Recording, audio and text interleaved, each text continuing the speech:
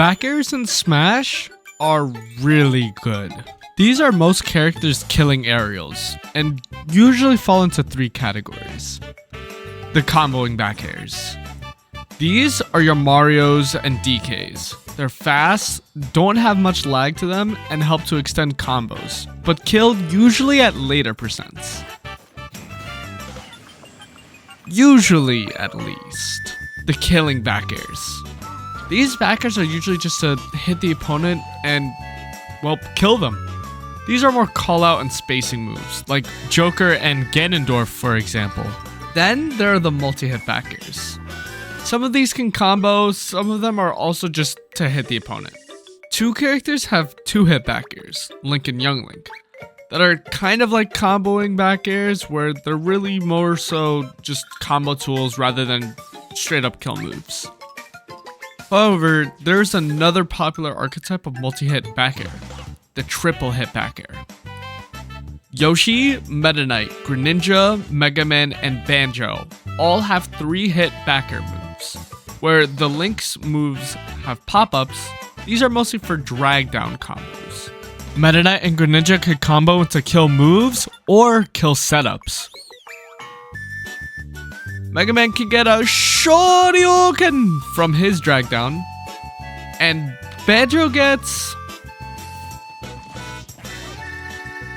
something, but Yoshi's is a little bit unique. He has both drag down and pop-up combos. Yoshi's back air is weird. It's a shield poke tool, combo tool, killing move, and the disjoint kind of looks like it was just slapped on at the last second by an unpaid intern. So how exactly do you use back air? What is up, guys? We are back in the lab, and today we're going to be talking about back air. All things back air, right? How does it work? How to use it? Why is it really good for Yoshi, etc. Back air is really integral to Yoshi's kit. It does a lot for him. It's his most disjointed aerial. It's a multi-hit, which is honestly always really nice to have. And a multi-hit that you can actually use every single hit of the multi-hit, which is pretty rare. Most characters really can only use like the launcher, and you know, sometimes they can use another part of the hit or just drag it down fully. Yoshi could use every single hit of back air, whether it's back air 1, back air 2, and back air 3. So I want to talk about each hit of back air, how to use them, why it's good, and the general properties of back air as well. So let's start off with some general things with back air. It's a disjoint. Back airs 1 and 2 are also disjointed, just not nearly as much as back air 3. Cool. The timing for the drag down is actually easier than most people think. I think a lot of people try to overthink it, but there's actually just a timing thing you could do with your C-stick. So let's say I want back air 1. I'll fast fall at the same time as I use back air. And this will basically always get me back air 1. You look on the top left where I'm doing down and to the left. So yellow's the C-stick. I'm always getting back air 1. For back air 2, you want to do a back air first and then fast fall.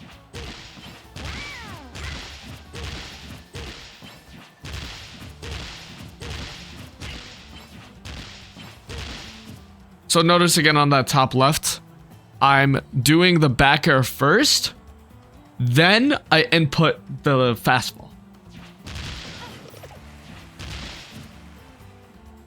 And then finally for back air 3, you don't need a fast fall. You could honestly just do a falling back air without fast falling and you'll always get back air 3. But obviously you could do rising back air to get back air 3. This one's the easiest one to input because there's really nothing you need to do. As long as you don't fast fall, you'll get back air 3. Okay, so some also really important things with backer as well is the pop-up versus the drag down. So general convention is that backer 1 is the pop-up, backer 2 is the drag down. But technically this isn't always the case. The reason Yoshi say this is generally when you're trying to go for these moves, you're going for them on a grounded opponent. So when an opponent's on the ground, backer 1 will pop up. But if, let's say, an opponent is actually in the air, backer 1 will drag down, actually. It's kind of weird, right? And then if I backer 2, it'll pop up. So again, just for simplicity's sake, we're going to use general convention that the opponent is on the ground. So let's talk about first, not backer 1, but backer 2. Because this is the hit that most people are going to be wanting more frequently. Oh, you are spamming. So backer 2 is far more powerful than backer 1, but it's not as useful in every scenario. The reason for that is backer 2 leads to our strongest kill confirm with backer F smash. In terms of strongest, like it's our most reliable comeback type kill confirm. Just because of how strong it is and how not hard or situational it is. Because you don't need to, like, for example, with Nair Fair, they have to be at the ledge for this to kill, like, reliably. Or, for example, like up air, up air, up air, where you have to be under a platform to get one of those early kills, right? Something like that. With drag down bear F smash, not only is it just not hard, compared to like these other combos that Yoshi has, as well, it's just like it'll still kill like dummy early. Like that's really good. Don't get me wrong. Die at 44, really nice. But again, situational, hard. Back air F smash, kind of situational, but as well, you could just explode them sometimes. And if we set the opponent to, like, let's say DIN. Oh, that is DIN. Haha. Yeah, crazy. But it's not just for those kill confirms, because obviously if you could get forward smash, you could get forward tilts, right? So at these earlier percents, drag down back air is really good for just getting combos, like getting these simple 45% combo from a drag down. At these really early percents, back air is a little bit harder to combo with because you have to be really fast and really be on top of the fast fall timing, right? Because if I'm even like a little bit late, you see here, Pal is able to shield. But I'm still able to get it from time to time. This drag down back air is also really good at higher percents if you're not too confident in forward smash. You could just do drag down back air to up tilt, for example. Because, well, you're not always going to feel confident in one of the hits. And up tilt's a really good, like, reliable, like, fallback. Because, again, you're getting put right in that position where we want to use that sweet spot of up tilt, the back hit. The reason forward tilt and forward smash are so easy is because we auto turn around. But up tilt, since we want the back hit anyway, it's just perfect for it. A key thing with back air though is that at certain percents, specifically 102 without staling, so 101 with back air not stale, no tech. 102, you're in a tech scenario. So an opponent can tech. However, a lot of the time, neutral tech, for example, will still get you killed. So if we set tech options to tech in place, you'll still just die, right? But let's say an opponent does tech rules. Obviously, you have to read them. Another thing, though, is that back air is affected by rage. So I said 102 without rage. With rage, it's around, I believe, 87-ish. Let me get the exact percent. And again, this is without staling. So assume like your backer is just like fresh. There we go, 83. So same thing applies with max rage, 83% they can tech. In my opinion as well, a great way to actually practice drag down backers is to make sure this fixed damage mode is on. Again, so we avoid that tech chase, and you could just repeatedly practice drag down backers too. Because, you know, eventually, like if you do this for long enough, the opponent, like, let's say fixed damage isn't on, right? And we keep going for these drag downs. If like you're practicing kill confirms at the same time, it's gonna be weird. So you turn fixed damage on, and then suddenly you don't gotta even worry about that anymore because the percent won't change.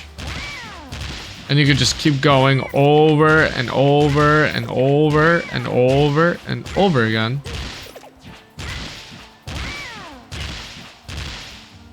So you don't have to deal with those annoying techs. Backer 2 is the hardest one to input for sure, but there are shortcuts. So if you're on a platform, for example, this is perfect for tech chasing. Opponents who love to roll, they can roll right into your back air. How? So from a platform, you can input as if it's a back air 1 and you'll get a back air 2, meaning you fast fall and back air at the same time. And you'll always get back air 2.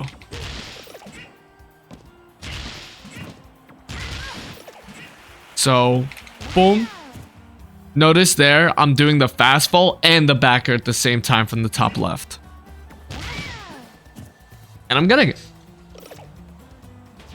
This makes it actually way easier to use when ledge trapping. And then again, if we're ledge trapping with it, what's going to happen? They're going to die to that forward smash. And you're going to be one happy camper killing them at outrageous percents.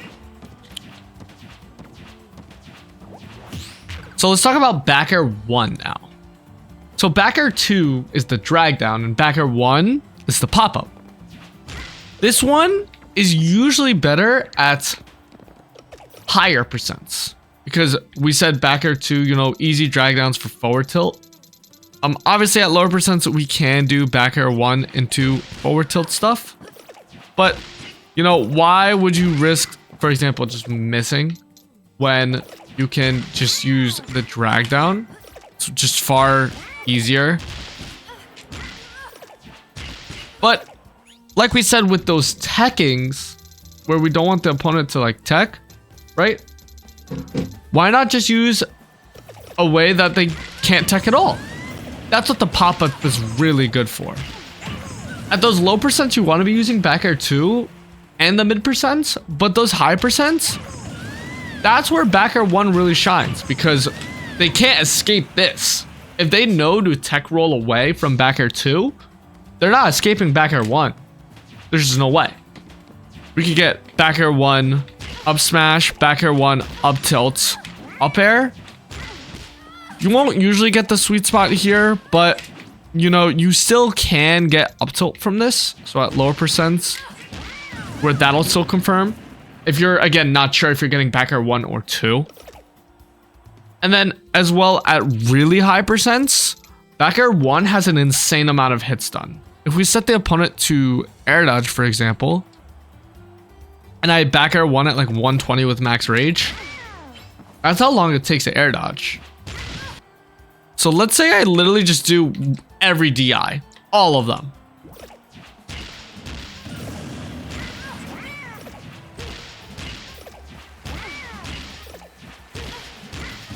I'm literally pausing in the middle of my combo to kill confirm. That's how much hit stun there is. That's insane. These out DIs are kind of annoying to deal with, but you just do a dash instead. And look, since I can react really easily, it's not hard at all. Like, look how long I can pause for.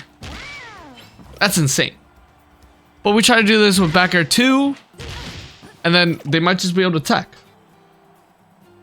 Another thing that's really annoying about back air 2 specifically, that back air 1 fixes, is sometimes at these high percents, back air 2 will just not work. You'll just get back air 1 constantly. Some characters this happens really often. Like, for example, the Shotos. They just are impossible to back air 2 sometimes. It's really annoying. Obviously, you know, we still can. It's just that sometimes you want to use back air 1.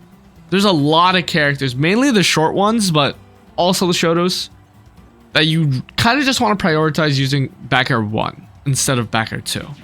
So what about back air 3? Well, back air 3 is obviously the kill move, right? But it's also really good as a shield poking tool. So if we just have Palu holding shield, you want to aim for their head with back air. The higher you aim, the better. Especially if they like to tilt their shield a lot. Just like that. Obviously, Palu's holding the shield the whole time. Full hop usually makes it much easier to get the shield poke compared to like going for a short hop. Because you could literally just snipe the head. Like, barely even exposed. And then if they like to do a tilt shield up, you can always do a falling back air and then get a shield poke below. Funnily enough though, back air 3 actually combos.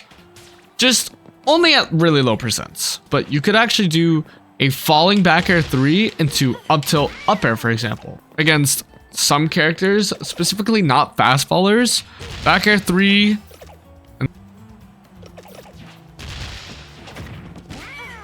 You can get a delayed nair in, which is actually really cool.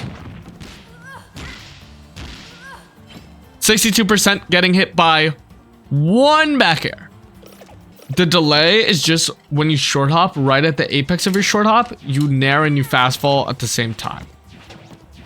So you nair first and then you fast fall. So I'm doing a back air, jump, nair, fast fall. And then I'm getting some good damage in. This doesn't really work on fast fallers, so against those characters, you want to either just go for back air up tilt or back air into F tilt.